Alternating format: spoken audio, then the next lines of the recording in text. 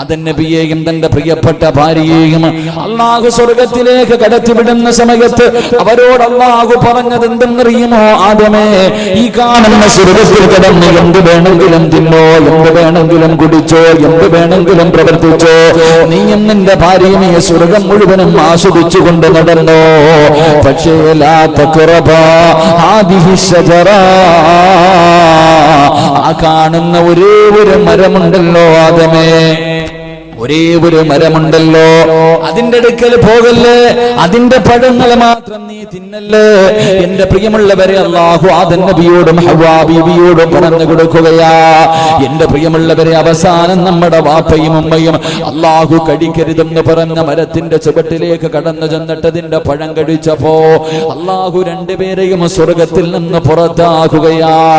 അതാ ചരിത്രം പറയുന്നു, ഉടുതുണി പോലും കൊടുത്തില്ല അല്ലാഹുവേ, സ്വർഗ വസ്ത്രം പോലും കൊടുത്തില്ല. ആദം നബിയെയും തന്റെ പ്രിയപ്പെട്ട ഭാര്യയെയും അല്ലാഹു സ്വർഗത്തിൽ നിന്ന് പുറത്താകുകയാ. ആദം നബി അലൈഹിസ്സലാം കരഞ്ഞുകൊണ്ടാ ഇറങ്ങി വരുന്നത്.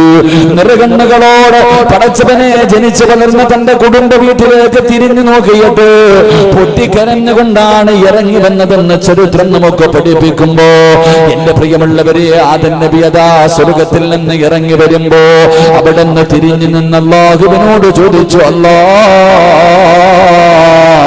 ഇതിലേക്കൊരു മടക്കമില്ലേ പടച്ചവനെ?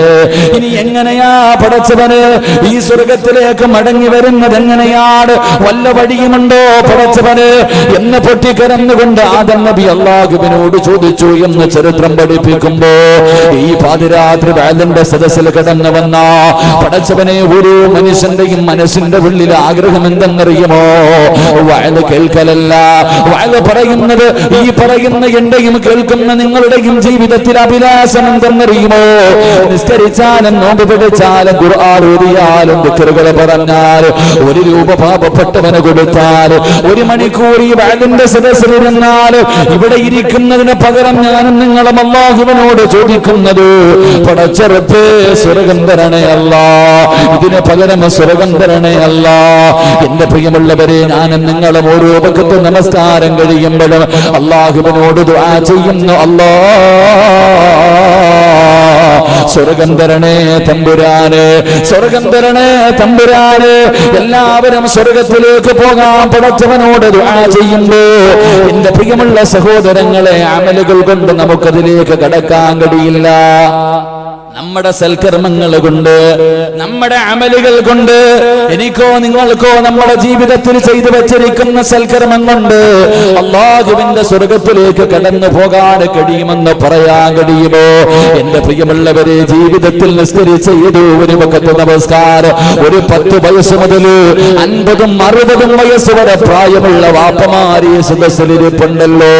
ഓർമ്മ വെച്ച കാലം മുതലേ നിസ്കരിക്കുന്നവനല്ലേ വാപ്പ, ഓർമ്മ വെച്ച കാലം മുതലേ നിസ്കരിക്കുന്നവരാ. ഈ 50 കൊല്ലം നിസ്കരിച്ച നിന്റെ നിസ്കാരത്തിൽ ഒരു വഖത്ത് നമസ്കാരമെങ്കിലും അല്ലാഹു സ്വീകരിച്ചിട്ടുണ്ടെന്ന് പറയാ. ഈ സദസ്സിലിരിക്കുന്ന ഞാൻ ഉൾപ്പെടെ ആർക്കെങ്കിലും ധൈര്യമുണ്ടോ? ഉസ്താദേ, ഇന്ന ദിവസത്തെ നിസ്കാരമുണ്ടല്ലോ, സ്വന്തം ഉമ്മയുടെ മയ്യത്തിവിടത്തെ പള്ളിക്കാട്ടിൽ കൊണ്ടുവന്ന് കബറടക്കിയിട്ട് തിരിച്ചു വരുമ്പോഴാ പള്ളിക്കകത്തെ ലുഹർ നമസ്കാരം നടക്കുന്നത്. ആ നടക്കുന്ന ലുഹർ നമസ്കാരത്തിൽ ഉമ്മയുടെ ശരീരം കൊണ്ട് മനസ്സില്ല മനസ്സോട് കബറിനകത്ത് ഇറക്കി വെച്ചിട്ട് ഹൃദയം പൊട്ടുന്ന വേദനയോട് പള്ളിക്കകത്ത് കയറികറ്റ പടച്ചറപ്പിന്റെ മുന്നിൽ നിന്ന് നിസ്കരിച്ച ആ 4 റക്അത്ത് നമസ്കാരമെങ്കിലും അല്ലാഹു സ്വീകരിച്ചിട്ടുണ്ട് എന്ന് പറയാനുള്ള ഈമാൻ നമുക്കുണ്ടോ? എന്റെ പ്രിയമുള്ളവരെ, ഒരു മനുഷ്യനും കഴിയില്ല.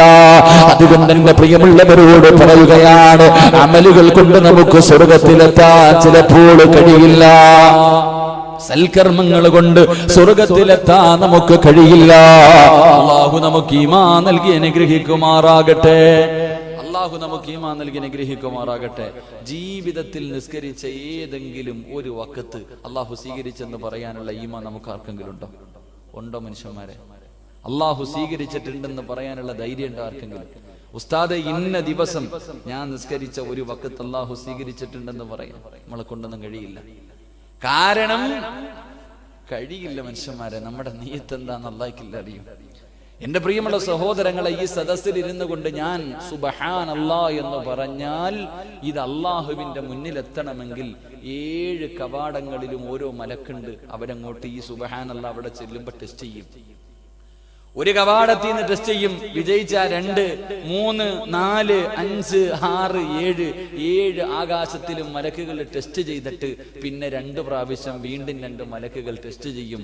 അവസാനം 10ാമതേ അള്ളാഹുവിന്റെ മുന്നിൽ ഇവിടെ ഇരുന്ന് പറഞ്ഞ ഞാനൊരു സുബ്ഹാനല്ലാഹ് എത്തു എന്ന് നബി മുഹമ്മദ് മുസ്തഫ. നമ്മുടെയൊക്കെ മലകൾ മുഴുവനും 1-ാം ആകാശത്തിൽ ചെല്ലുമ്പോഴേ മലക്കെടുത്ത് മുഖത്തേക്ക് എറിയ ആർക്ക് വേണ്ടടാ, നിന്റെ അമൽ ആർക്ക് വേണം? അള്ളാഹു നമ്മളെ കാക്കുമാറാകട്ടെ. അപ്പൊ നമുക്ക് നമ്മൾ ചെയ്തിരിക്കുന്ന സൽക്കർമ്മങ്ങൾ കൊണ്ട് സ്വർഗത്തിൽ പോകാൻ കഴിയണമെന്നില്ല. അപ്പൊ പിന്നെ ആരെങ്കിലും തരാന്ന് പറഞ്ഞാലെങ്കിലും വേടിക്കണ്ടേ?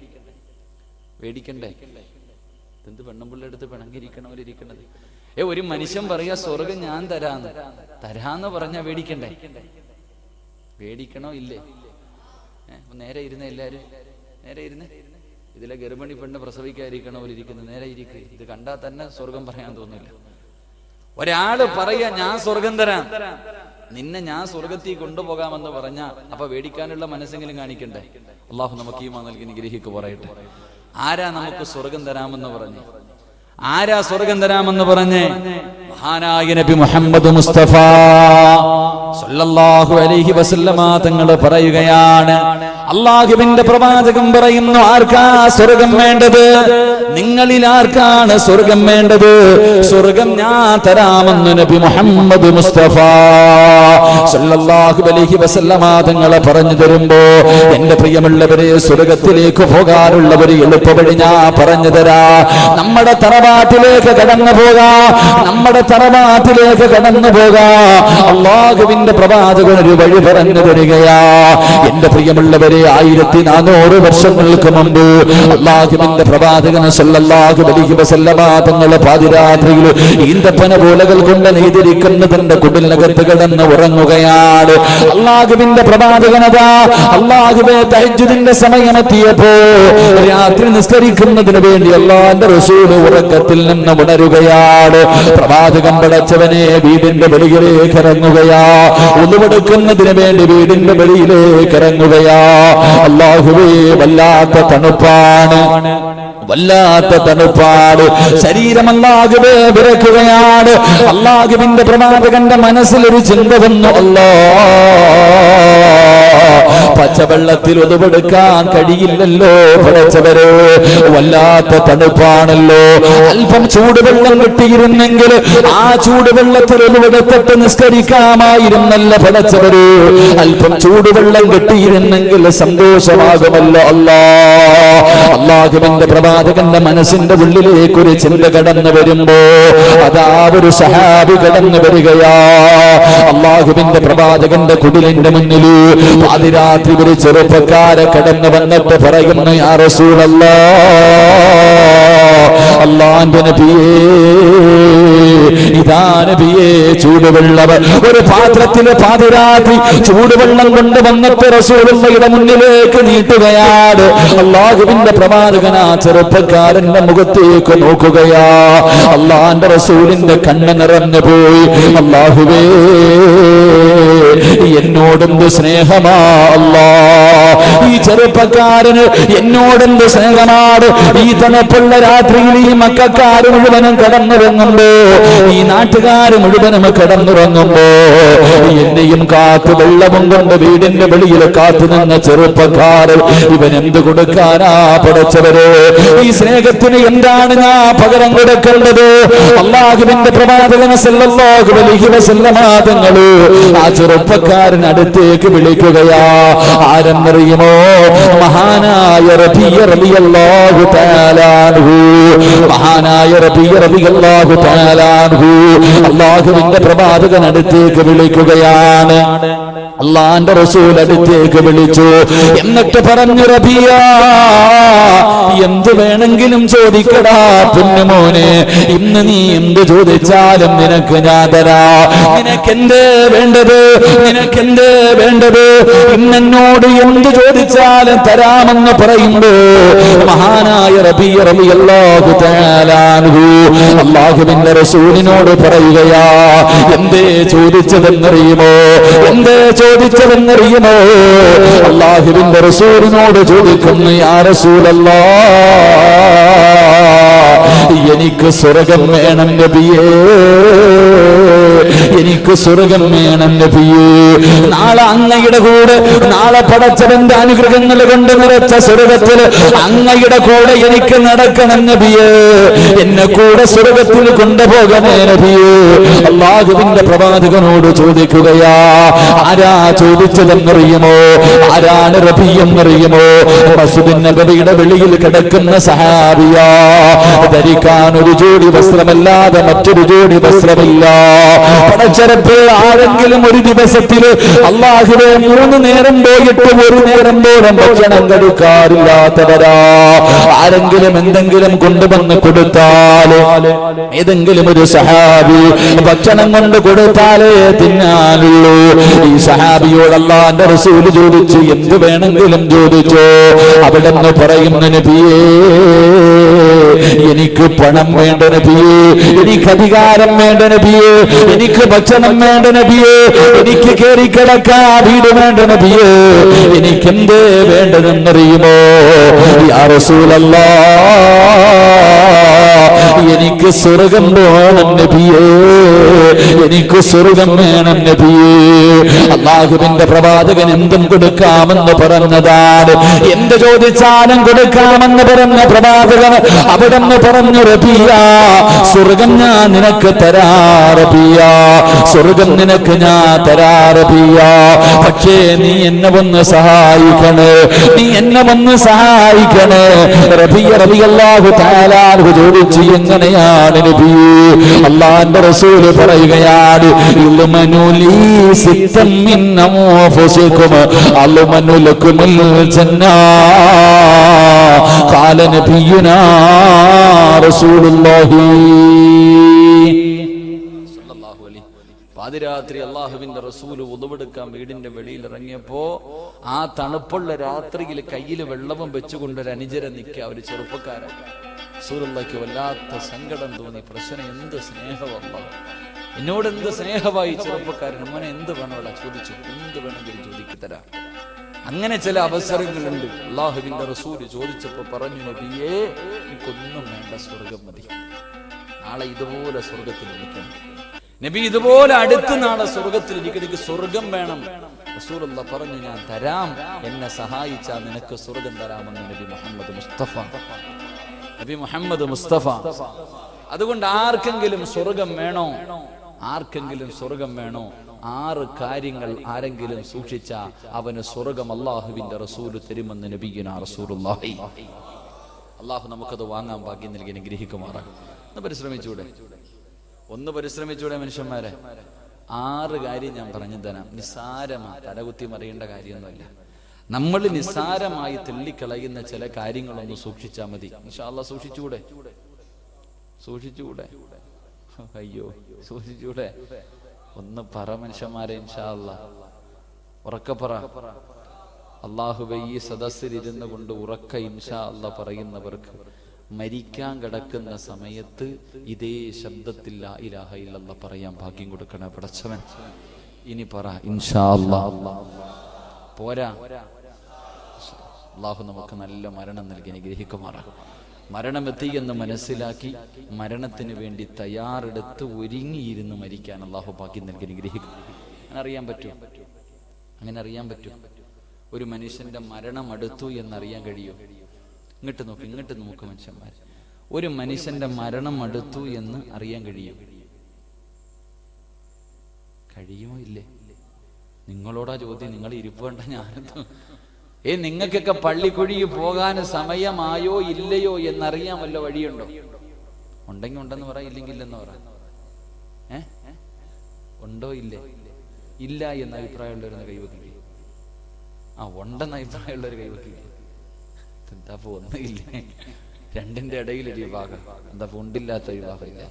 ശരി, എങ്കിലൊരു മനുഷ്യന്റെ മരണം അടുത്തോ ഇല്ലയോ, സമയമായോ ഇല്ലയോ എന്നറിയാൻ 3 അടയാളമുണ്ടെന്ന് നബി മുഹമ്മദ് മുസ്തഫ.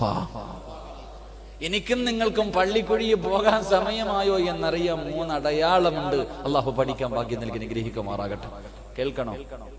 മരണത്തിന്റെ അടയാളങ്ങൾ കേൾക്കണമെന്ന് ആഗ്രഹമുള്ള ഒരു കൈവക്ക്. അപ്പൊ അറിയാലോ.